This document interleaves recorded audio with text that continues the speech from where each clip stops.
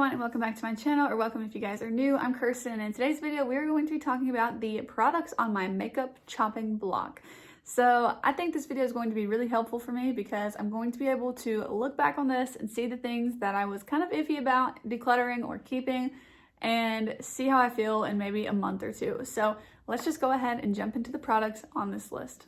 So starting off this list is actually the Colourpop Fame palette. I have kind of depotted my favorite shades from the palette into this empty magnetic palette, and so I will put a picture here of what this Colourpop Fame palette looks like, but it's not available anymore. I've had this since about 2018, and I feel like maybe it's just kind of getting chalky now because I'm not that impressed whenever I use it on the eyes. The part that holds me back is that the swatches of this palette are actually still really pretty. So I will show you just a couple of my favorite shimmer shades from this palette, but they're still like pretty pigmented, but they're just a little bit lackluster, I suppose, especially whenever you use them on the eye. But I still think that they're really pretty, and that kind of holds me back. But I depotted this palette over a month or two ago, and I have only used it once, and that's because I'm trying to use everything that I own at least once this month. So spoiler, I have used this. But that's the only time I've used it since I put it into this palette, and I thought putting it into the palette would kind of make me use it more, and it hasn't. So that is the first thing on this list, and I'll be surprised if it stays in my collection for too long. The next one, however, is a product that I did not expect to put on this list, but when looking at my collection, I kind of think it needs to be here, and it's the Colourpop It's My Pleasure palette. So I just got this in like February, but I had it before in like 2018, 2019, and then I gave it to a friend because I never used these bright tones enough. Now, you might think what I have on my lid might have come from this. It's not. It's from the Give Me Glow Pastel Dreams palette. This is more of a like hot pink, like they're very, very bright. So these matte shades are just super pigmented, and on the eyes, they just, obviously they're really bright. So I love this palette and I love the idea of it. I really like purple shades, but I got this because I kind of regretted decluttering it. But as soon as I got the Colourpop Making Moss palette, I realized that that's kind of more what I wanted. And I guess when you're looking just at this one, I think I would have liked the Lilac You a Lot palette a little bit better, but I don't need it, so I'm not going to purchase that. I also was a little bit frustrated with this packaging because you can see here, it's got like almost like burn marks. It kind of seems like whenever they glued the mirror in that the glue was too hot for the plastic, and so it was just kind of, you know, annoying. And my palette actually doesn't even shut all the way on either side, so it's just yeah, I don't love it, and it's kind of a bummer that the packaging is so bad. And on that note, I also don't really love the Going Coconuts packaging. I just don't like their plastic 9-pan packaging. I much prefer the cardboard package. Which leads us to the next Colourpop palette on this list, and this is really just my Colourpop Singles in general. Now, this one in particular should be safe in my collection because these are the kinds of tones that I love.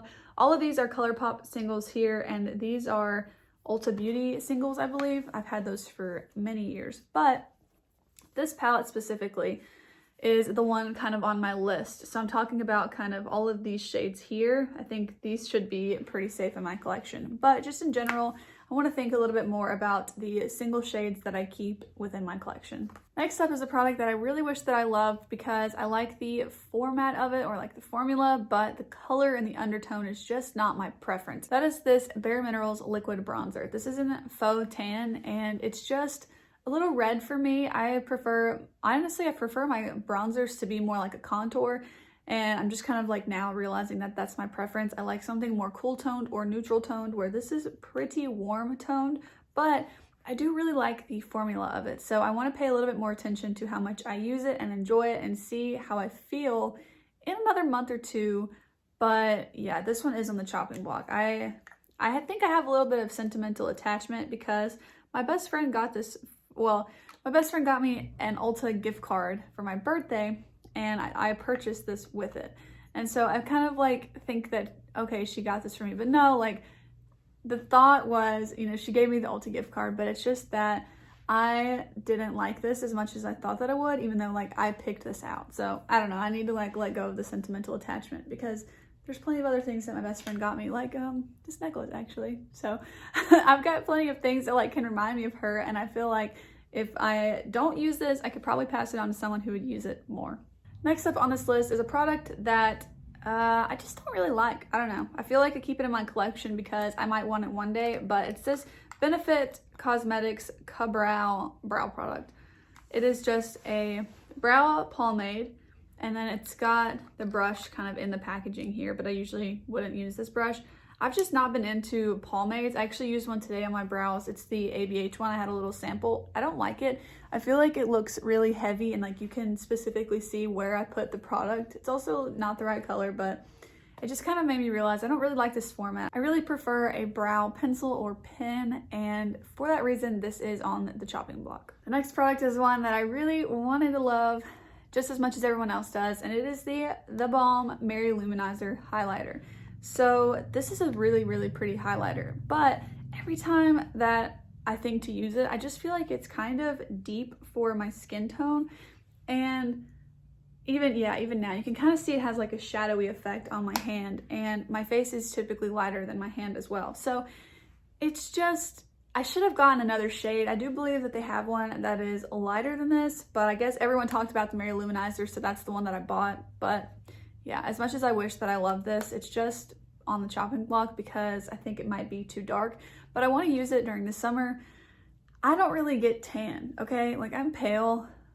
I don't really tan. I wear a lot of sunscreen. I really try and stay out of the sun, so I typically don't get too much darker over the summer, but I do get like a hair darker, so I want to see if this will work for me during the summer. The last two products are the same, just different colors, and they are the Too Faced Melted Chocolate Matte Eyeshadow. I've got two of them, like I mentioned. I have Tiramisu and Warm and Fudgy, and these are liquid shadows. So I did want to put these in this video. I think I might have changed my mind on them, but because I'm not sure, and I've only used it in this new way once, I don't know. They're still going to be on the chopping block. So just to show you, this is Tiramisu.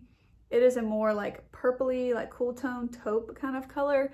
This one is probably my favorite. And I bought these because Allie Glines like kept talking about them. And I used to watch like every single one of her videos. I loved everything that she loved.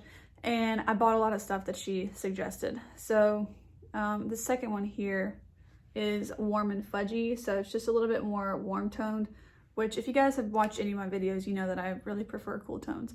But those are the two of those here. They dry down pretty quickly and they stay there. So I'm gonna go ahead and wipe that off, and it's already kind of stained where it was, but they stay really, really well. But the problem is how quick that just dried. So I put it on my eyes and I feel like I don't have any time to blend it. It looks really patchy and it's just a little too deep for my skin and for my preference. And so the reason that I'm thinking they might stay is because I tried to use one of them. I don't remember which one at this point. It was a couple weeks ago, but I used one of them as a liquid liner instead of an eyeshadow, and I much preferred it that way.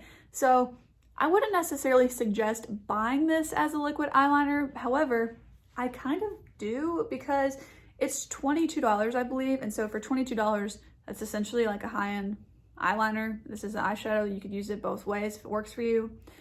But yeah, I don't know. I think the color, I kind of need one to be like deeper for the eyeliner, but I'm not going to buy another one because I just want to use these up. But I'm kind of considering only keeping one or the other. So I'm just going to keep playing with these for the next month or two and see if I use them enough as liners or if I think someone else might be able to get more use out of them. But alright guys, that is going to be it for me today. These are all the products on my makeup chopping block. I will be sure to keep you guys posted in the next month or two, so be sure to be subscribed to my channel if you want to see that, and go ahead and give today's video a thumbs up if you liked it, and I will see you guys in the next one. Bye!